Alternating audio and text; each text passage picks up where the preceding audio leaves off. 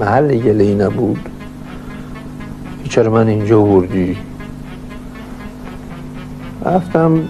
خیلی وقتها سقوط یه حکومت فقط با یه قیام خیابونی یا یه سخنرانی آتشین اتفاق نمیافته.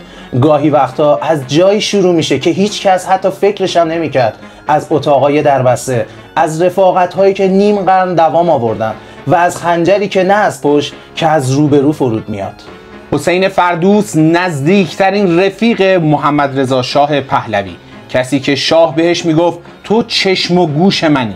اما این چشم و گوش چطور شد که تبدیل شد به مغز پشت اعلام بی‌طرفی ارتش؟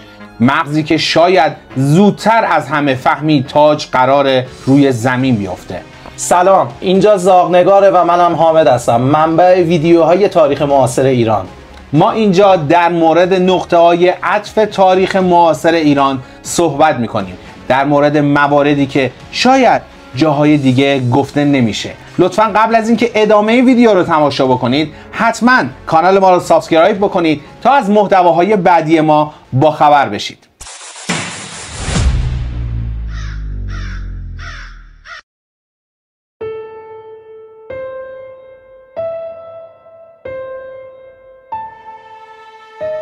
در دل ساختار قدرت ارتش شاهنشاهی یکی از چهرهایی که کمتر درباره‌اش صحبت شده حسین فردوس بود. افسری با ظاهر آرام اما نقشی پیچیده و پشت پرده. او نه فقط نزدیکترین فرد به محمد رضا شاه پهلوی بلکه به تعبیر بسیاری چشم و گوش شاه محسوب میشد. اما این نزدیکی چگونه شکل گرفت؟ و مهمتر از آن، چرا پس از سقوط نظام پادشاهی در سال 1357 فردوس برخلاف بسیاری از همقطارانش تا سال 1362 آزادانه در تهران زندگی کرد بدون اینکه بازداشت یا حتی بازجویی شود؟ در این ویدیو نگاه دقیقی داریم به نقش حسین فردوس در انحلال تدریجی ساختار سلطنت از درون ارتش. اینکه چگونه کسی که بیش از 50 سال محرم اسرار دربار بود به ناگهان به نقطه‌ای رسید که برخی او را عامل ضربه نهایی به سلطنت پهلوی می‌دانند. حسین فردوس در سال 1304 وارد دبیرستان نظام شد، جایی که استعدادش خیلی زود توجه ها رو جلب کرد. عملکرد درخشانش در درس ها باعث شد تا به کلاس خصوصی ولیعهد یعنی محمد رضا پهلوی راه پیدا بکند. کلاسی که تنها حدود 20 نفر شاگرد داشت. از همان روزها رابطه‌ای شکل گرفت که آینده فردوس را برای همیشه تغییر داد. در دربار او را حسین خپله صدا می‌زدند. هر روز به کاخ می‌رفت و با ولیعهد بازی می‌کرد و وقت می‌گذراند. این نزدیکی تا جایی پیش رفت که وقتی محمد رضا برای ادامه تحصیل به سوئیس رفت، تنها کسی از همکلاسی‌ها که همراهش شد فردوس بود. در تمام دوران تحصیل سایه به سایه کنارش ماند. حسین علاقه زیادی به پزشکی داشت و پس از بازگشت به ایران میخواست آن مسیر را ادامه دهد، اما با فرمان رضا شاه راهش تغییر کرد. به دانشکده افسری رفت و باز هم همکلاس ولیعهد شد. در سال 1317 با درجه ستوان دومی فارغ التحصیل شد و خدمتش را به عنوان فرمانده یکی از دسته‌های لشکر تهران آغاز کرد. او به سرعت وارد حلقه درونی قدرت شد. نخست منشی مخصوص رضا شاه بود و سپس همان نقش را برای محمد رضا شاه هم ادامه داد. آنقدر مورد اعتماد قرار داشت که مسئولیت گردآوری اطلاعات و گزارش‌های ارتش از واحدهای کوچک گرفته تا ستادهای اصلی به او سپرده شد. گفته می شود در سال 1320 زمانی که رضا شاه از سلطنت کنار رفت و ایران را ترک کرد، در آخرین دیدار رو به حسین فردوس گفت مواظب دوستت باش. آغاز سلطنت محمد رضا شاه، فردوس به یکی از اعضای اصلی ستادی تبدیل شد که برای بازرسی از جبهه‌ها و یگانهای نظامی اطراف تهران تشکیل شده بود.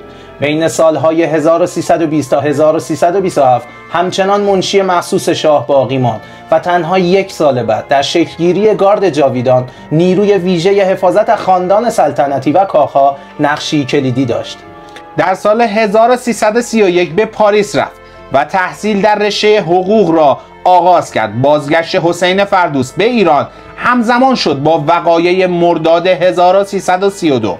در همان سال او به عنوان استاد در دانشکده افسری مشغول به کار شد و به مدت 2 سال در همانجا تدریس کرد. اندکی بعد زمانی که نیاز به اعزام یک افسر قابل اعتماد برای آموزش و جمع‌آوری اطلاعات نظامی به بریتانیا مطرح شد، محمد رضا شاه بدون تردید فردوس را برگزید، کسی که اعتماد شاه را در بالاترین سطح جلب کرده بود. در سال 1338 فردوس نهادی را پایه‌گذاری کرد که میتوان آن را نخستین مرکز یک پارچه اطلاعات کشور دانست. نام این نهاد دفتر ویژه اطلاعات بود، مرکزی که وظیفه‌اش گردآوری داده‌های سیاسی، نظامی، اقتصادی و امنیتی بود و همه وزارتخانه‌ها موظف بودند گزارش‌هایشان را به آن ارسال کنند. از سال 1340 فردوس با حکم شاه به عنوان قائم مقام سازمان اطلاعات و امنیت کشور ساواک منصوب شد. در همین سالها همزمان با گسترش اختیاراتش درجه نظامیش نیز افزایش یافت و در سال 1355 به بالاترین درجه ارتش، ارتشبدی رسید. در همین دوره یکی دیگر از مأموریت‌های بزرگ به اون سپرده شد: تشکیل سازمان بازرسی شاهنشاهی با هدف رسیدگی به تخلفات و نابسامانی‌های اداری. اما اوج نقش‌آفرینی فردوس در روزهای پایانی نظام پادشاهی بود، زمانی که محمد رضا شاه در دی‌ماه 1357 ایران را ترک کرد. او فرماندهی ارتش را به نزدیکترین فردش حسین فردوس سپرد. با بازگشت آیت الله خمینی به ایران، فرماندهان ارتش برای بررسی اوضاع و تصمیم گیری نهایی جلسه‌ای تشکیل دادند، جلسه‌ای سرنوشت ساز. نتیجه آن جلسه اعلام بی‌طرفی ارتش بود، تصمیمی که پایان عملی دولت شاپور بختیار را رقم زد. در روایت‌های مختلف آمده که طراح اصلی این اعلام بی‌طرفی ارتشبد حسین فردوس بود. نام و امضای او نیز در متن رسمی بیانیه آمده است. فرماندهان ارتش معتقد بودند برای جلوگیری از درگیری‌های خونین راهی جز اعلام بی‌طرفی وجود ندارد. بسیاری از آنها به محمد رضا شاه قول داده بودند که هرگز به سوی مردم سلاح نگشایند. از سوی دیگر نشانه‌هایی از تغییر نگرش بختیار به ساختار جمهوری به جای سلطنت باعث شد که ارتش نسبت به ادامه حمایت از دولت او تردیدی جدی پیدا کند. با وجود آنکه محمد رضا شاه ارتش را موظف به حمایت از دولت شاپور بختیار کرده بود، حسین فردوس در مسیر دیگری قدم گذاشت. پس از سقوط سلطنت، فردوس برخلاف بسیاری از فرماندهان نظامی که به سرعت دستگیر و اعدام شدند، به شکلی پنهانی تا 5 سال در ایران ماند و زندگی مخفیانه ای را در تهران ادامه داد، بی آنکه شناسایی یا بازداشت شود. از محمد رضا شاه در تبعید درباره نقش فردوس و قره‌باقی در سقوط سلطنت پرسیدن، پاسخ داد: اگر این خیانت واقعا حقیقت داشته باشد، سرنوشت این دو نفر چیزی است تراژیک، در حد داستان‌هایی که فقط هومر یا شکسپیر توان نوشتنش را دارند. در دل امیدوارم که چنین چیزی درست نباشد، چون اگر درست باشد خیانتی زشت و نابخشودنی. از سال 1359 نیروهای اطلاعاتی جمهوری اسلامی ایران به دنبال یافتن ردی از حسین فردوس بودند. در نهایت در روز 12 آبان 1362 او را در تهران دستگیر کردند، اتفاقی که ماموران اطلاعاتی را شوکه کرد. کسی که سالها یار نزدیک شاه، طراح ساختار اطلاعاتی ارتش و از عالی رتبه ترین مقامات نظامی کشور بود، در خاک ایران و بی صدا پنهان شده بود.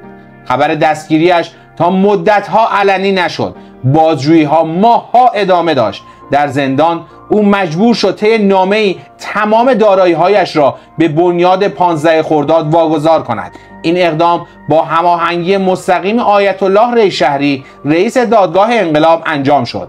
طی سالها بعد مصاحبه‌های تلویزیونی متعددی از او پخش شد که در آنها به انتقاد از حکومت پهلوی و شاه پرداخت. برنامه‌هایی که با هدف تخریب چهره خاندان سلطنتی تهیه شده بود.